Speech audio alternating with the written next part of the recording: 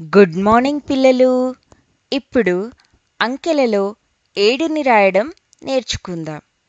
భోలాకి తన ఉద్యానవనం కోసం ఒక చేతిపార కావాలట.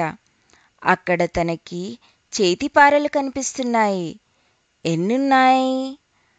1 2 3 4 5 6 7. 7 చేతిపారలున్నాయి. అయితే 7ని ఎలా రాయాలి?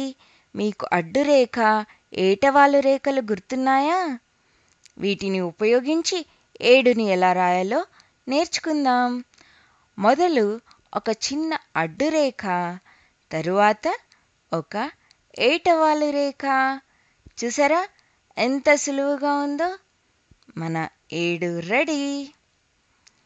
ఇప్పుడు మరి మన పుస్తకాలలో చుక్కలను ఉపయోగించి 7ని ఎలా రాయాలో నేర్చుకుందాం.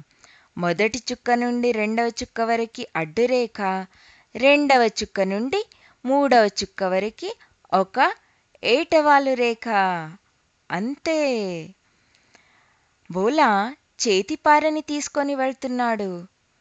అరే చూడండి, చేతిపార మీకు ఎలా కనిపిస్తుంది? చేతిపార కూడా 7 ఆకారంలోనే ఉంది కదా. ఇక్కడ చూడండి ఎన్ని టోపీలున్నాయో. 1 2 3 4 5 6 7. 7 టోపీలున్నాయి.